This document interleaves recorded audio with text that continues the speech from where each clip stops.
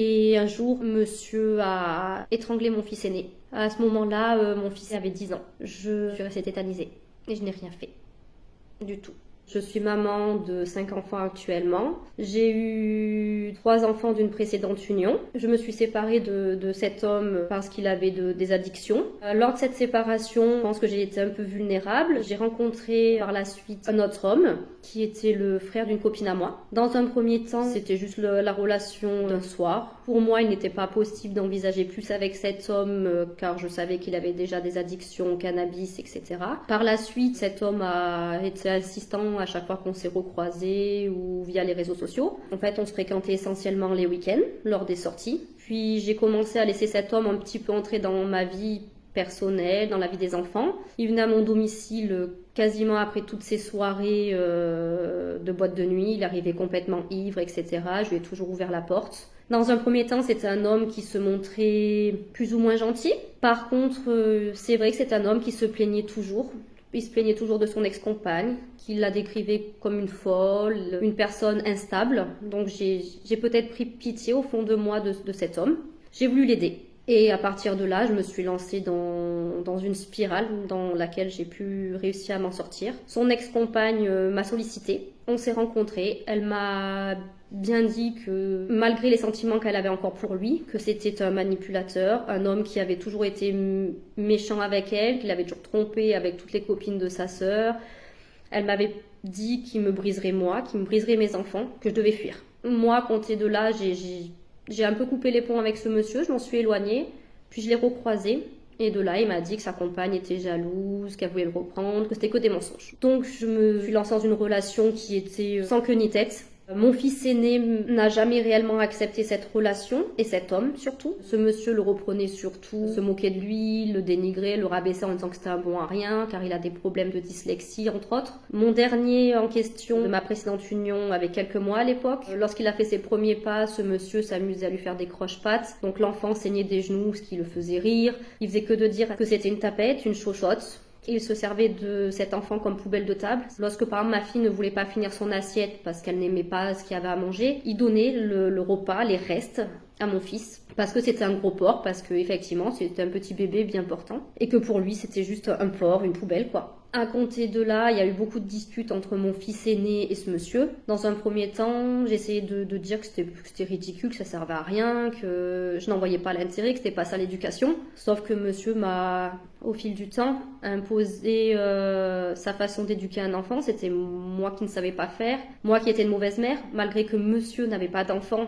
Il me disait toujours que lui, il avait plein de neveux et de nièces et qu'il savait mieux faire que moi. C'était moi qui me laissais faire, etc. Petit à petit, je me suis effacée. Et j'ai laissé ce monsieur faire. Mon fils aîné a essayé à de multiples reprises de me prévenir. J'ai pas su l'écouter parce que cet homme arrivait à me faire croire que c'était un enfant qui était jaloux, manipulateur. Je n'ai pas su écouter mon fils. Lorsque je tournais le dos, que j'allais à un rendez-vous par exemple, cet homme avait pour habitude de prendre mon dernier, donc mon troisième enfant. Il le ceinturait contre lui et il demandait à sa sœur de lui donner des coups de poing au niveau du dos ou dans le ventre. J'ai déjà vu des bleus sur mon fils. Et au départ, quand je lui ai demandé ce qui se passait, etc., que mon fils aîné m'avait dit que sa sœur lui a mis des coups de poing. Il m'avait dit que c'était pour rigoler, que Kelly ne tapait pas fort, et que c'était pour endurcir Kyle, donc mon troisième, qu'il fallait lui apprendre la vie dès maintenant, que sinon ça serait une chochotte. Et ma fille, il fallait qu'elle apprenne à se défendre des hommes selon lui. J'ai donc laissé fermer les yeux sur ça. Un enfant qui se faisait maltraiter par ce monsieur et par sa propre sœur en réalité. J'ai jamais aménagé réellement avec cet homme. Au tout début, il fréquentait encore son ex-compagne avec laquelle il était pacsé, chose que je ne savais pas. Il avait son appartement, j'avais le mien. Et le seul moment où réellement il est venu poser plus ou moins ses valises chez moi, c'est lorsque son propriétaire l'a viré de son appartement parce qu'il n'était pas du tout à jour dans les loyers, parce qu'il s'était endetté, parce qu'il avait des gros frais de drogue, d'alcool. Puis j'ai su par la suite qu'il y avait des femmes, des histoires de prostitution et autres. La violence était trop installée déjà et je n'arrivais pas à le laisser poser ses valises intégralement quoi. Il fumait tous les jours et des grosses quantités de joints. Les joints, c'était une quantité énorme parce que monsieur avait fait sa propre plantation plutôt énorme dans une montagne qu'il revendait aussi en partie. Il faut savoir que ça lui faisait quand même à la revente plus de 10 000 € à l'année. Mais tout ça, la justice n'en a pas tenu compte, malgré que je leur ai montré SMS, photos des plans, enfin du champ. Il buvait tous les jours. Ça commençait le matin avec la bière pour se déshydrater. Après le midi, c'était l'apéro, le Ricard. Après, dans l'après-midi, c'était encore des bières pour se déshydrater. Et le soir, il fallait qu'il relâche de sa journée de boulot quand il allait bosser, parce qu'il avait une activité, mais en réalité, il ne travaillait qu'au black à l'époque, donc il faisait ce qu'il voulait. Et le soir, c'était Ricard et plusieurs verres, et le vin, beaucoup de vin. La justice, la police n'a rien fait, aucune recherche. Pareil pour son travail dissimulé. Monsieur était souvent chez moi après ses crises de colère. Il escaladait mon balcon ivre. Il était sous emprise de cocaïne et d'autres drogues qui se mettaient sur un buvard. Monsieur dit qu'aujourd'hui, s'il a réagi ainsi, c'était à cause de toutes ses addictions. Or, la justice le croit, moi je ne peux pas. Sa sœur, qui aujourd'hui le protège, m'a toujours dit, j'ai de nombreuses preuves, des SMS, etc., qui dit bien qu'il a toujours été ainsi et que je ne dois pas fréquenter son frère. Donc non, pour moi, je ne peux pas dire que c'est l'alcool et la drogue qui le rend comme ça. Surtout qu'aujourd'hui, visiblement, cet homme se dit complètement guéri des drogues et de l'alcool. Donc pourquoi aujourd'hui se comporte-t-il comme ça avec sa nouvelle compagne, mais aussi avec son fils? Durant la relation, j'ai déposé ma première plainte car monsieur s'était rendu à mon domicile ivre. Il faut savoir qu'avant, il était chez une femme avec qui il me trompait. J'étais enceinte de son enfant, de son fils. De là, j'ai décidé de ne pas lui ouvrir la porte. C'est le père de mes grands qui est à mon domicile ce jour-là parce que je savais qu'il y avait un jour férié, qu'il allait venir à mon domicile, ivre. Je lui ai demandé d'être là car j'avais peur. Ce jour-là, il y a eu une grosse dispute qui a éclaté entre les deux messieurs, des couteaux, etc. qui ont surgi. Et c'est là que j'ai déposé ma première plainte, que j'ai retirée parce qu'il m'avait fait des tas de menaces écrites. Il a juste eu un petit rappel à la loi. Et par la suite, j'ai déposé une bonne dizaine de plaintes, voire plus contre cet homme. Et la première fois où j'ai réellement réagi et où la justice l'a poursuivi, ça a été pour une tentative de défenestration en 2018. Il avait dormi à mon domicile. Je m'occupais tout le temps de notre fils en commun et de mes autres enfants. Notre fils en commun était encore que bébé, quoi. Et il s'est mis à pleurer, il fallait lui préparer un biberon. Sauf que moi, je devais aussi emmener mes autres enfants à l'école, donc je lui ai demandé de s'en occuper durant le temps que j'emmène mes enfants à l'école, sachant que l'école était en bas, ça me prenait 10 minutes. Or, ce jour-là, j'ai mis un peu plus de temps, parce que le directeur de l'école m'a parlé ce matin-là, ce qui a mis monsieur en colère, car d'après lui, j'étais qu'une catin de merde, j'étais en train de faire ma pute, en train de draguer, enfin voilà, j'étais en train de me faire sauter et de faire ma chaudière par le directeur. Donc là, il a commencé à s'énerver, j'ai décidé de faire le biberon parce que l'enfant hurlait. Il m'a dit que de toute façon, j'étais une mauvaise mère, je bougeais pas mon putain de cul assez vite. Donc j'ai commencé à m'occuper de l'enfant et de là, il s'est énormément fâché. Et de là, il m'a demandé de réouvrir les fenêtres que j'avais fermées, donc la fenêtre du salon. J'avais son fils dans mes bras. J'ai tout juste eu le temps de le poser dans la chaise haute qui était fort heureusement à côté de cette fenêtre. Il m'a pris au niveau de la tête et du dos, il m'a basculé par la fenêtre et il m'a dit, espèce de catin maintenant, ça ferait quoi d'après toi si je te lâche en bas? Et il me poussait comme ça pour que je regarde en bas, donc j'avais les jambes qui ne touchaient plus le sol et là je lui ai dit que j'allais mourir et il y avait le bébé qui hurlait à côté, il hurlait et là il m'a laissé quelques secondes qui m'ont paru une éternité et je lui ai dit de pas faire ça, que j'allais être gentille et que je me dépêcherais plus vite à l'avenir et que j'étais désolée de l'avoir réveillé. Par conséquent, il m'a relevé, il s'est promené dans l'appartement comme si de rien n'était en rigolant. Moi, j'avais vomi par terre, de peur peut-être, je sais pas, de stress. Il s'est fait son café à emporter, puis il est parti. Là, je suis allée porter plainte. Je suis tombée sur un policier très à l'écoute. Malheureusement, ce policier, par la suite, a été absent quelque temps. Il n'a pas pu auditionner monsieur tout de suite. Entre-temps, monsieur m'avait fait pression. Du coup, j'ai retiré ma plainte. Le policier et le parquet ont décidé de le poursuivre malgré tout. Et il a été condamné pour la première fois. Il n'est même pas venu au jugement. D'après lui, c'était à moi de lui rappeler qu'il était jugé pour ça. Voilà, donc c'était ma faute. Et que soi-disant, la veille de ce jugement, on aurait même passé toute la nuit ensemble, que c'était dans le but que je le fasse condamner. C'était une manipulation de ma part. Or, à cette époque-là, on ne se côtoyait plus. Justement, parce qu'il y avait encore eu un épisode de violence. C'était toute une spirale. Un coup ça allait plus. Après, il partait pendant 15 jours, il revenait, il était gentil. C'était un cercle qui n'en finissait jamais. Pendant longtemps, je me suis demandé si j'aimais cet homme ou si c'était juste une dépendance. Aujourd'hui, que j'ai rencontré un homme qui est sain. Je sais ce que c'est que maintenant que l'amour. J'étais juste très dépendante à cette relation. C'était même pas à cet homme, c'était la relation. À force de me faire culpabiliser, j'étais tombée à 35 kilos à la fin. Et plus je maigrissais, plus lui et certains membres de sa famille se moquaient de moi en me traitant de cadavre. Et ce que je prends le plus mal dans tout cela, c'est que sa sœur, qui était mon amie de base, qui a vu tout ce qui se passait, derrière, elle a fait des faux témoignages en disant que c'était moi qui avait inventé tout ça, que c'était pas vrai. Alors que j'ai de nombreux messages, que j'ai tout. Donc je me suis vraiment enfermée dans un cercle où j'ai protégé en fait cet homme et sa sœur. Et je ne saurais même pas expliquer pourquoi j'ai fait ça. Aujourd'hui, tout ce que je sais, c'est que je n'avais pas à les protéger comme ça de tout ce qu'ils faisaient. Et que j'aurais dû réagir avant. Donc il a été jugé en octobre 2018 pour les faits de défenestration sur moi. Il a eu une peine qui a été minime à mon sens, mais qui était quand même représentative, puisque il y avait quand même les mots il est coupable qui sont ressortis, ce qui était pour moi en fait essentiel.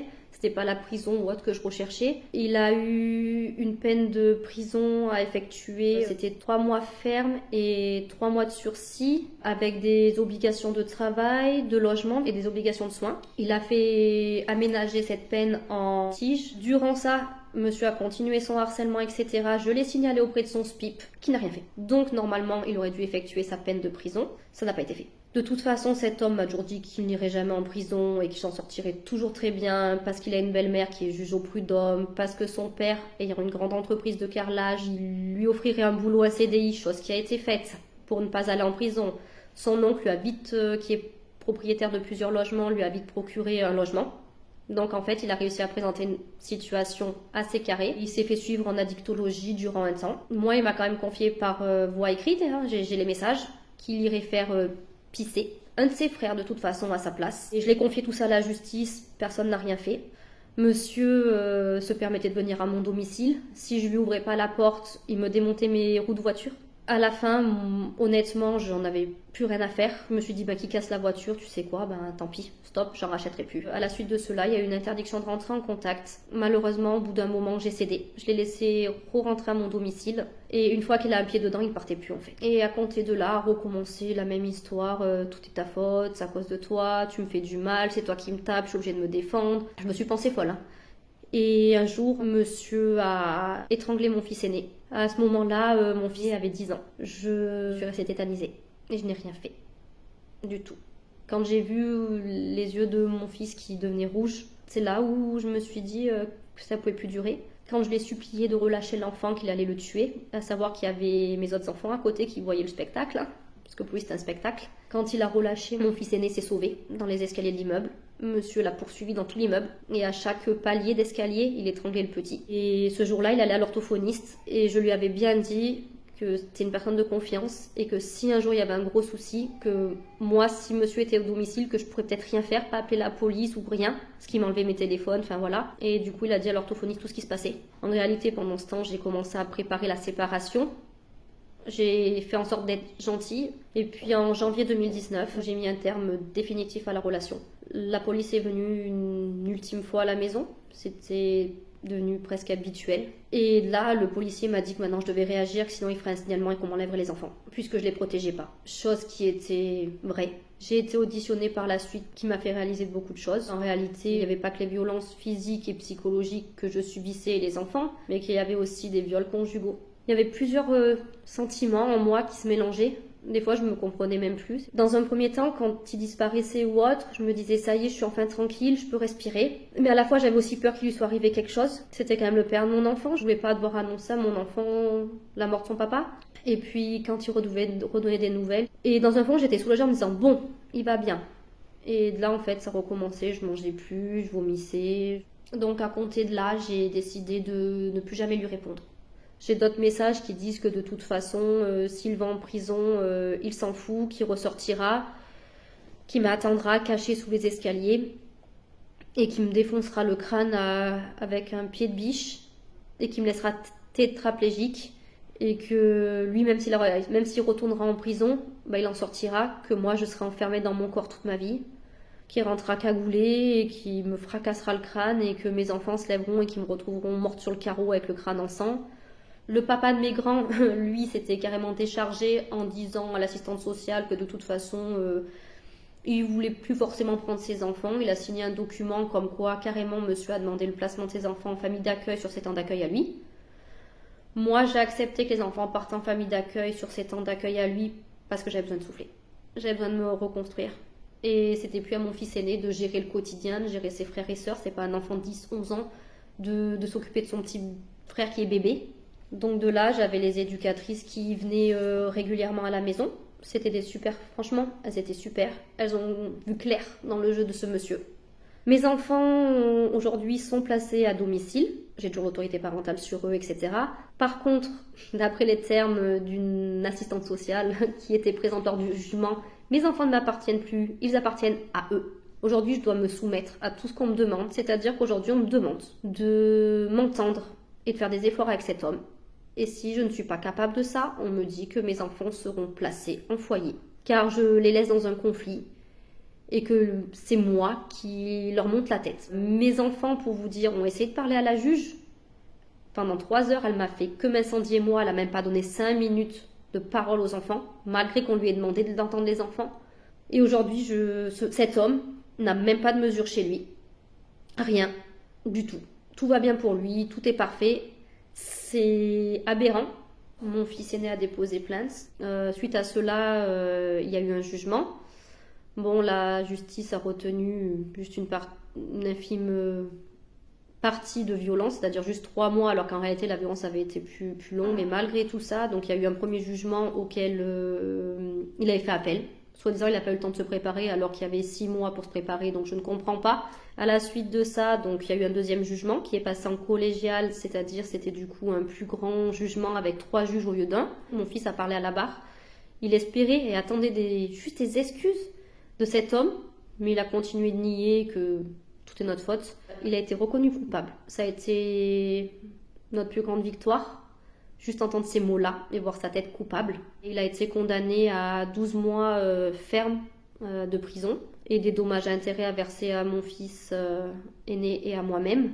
Bon, l'argent, c'est pas ma priorité, mais juste d'entendre déjà il est coupable, de le voir écrit, et je me dis que peut-être qu'avec les 12 mois ferme, j'espérais que la justice et les éducatrices réagissent, mais à l'heure qu'il est, personne ne réagit. J'ai rencontré une personne avec qui je suis bien. On est obligé de faire appartement séparé parce que j'ai peur de demain. Et pourtant, on a eu un enfant, etc. Et c'est malheureux. J'arrive pas à avoir une vie normale. Si je suis là, si mes enfants sont là, et qu'ils ont encore une maman, c'est grâce à cet homme.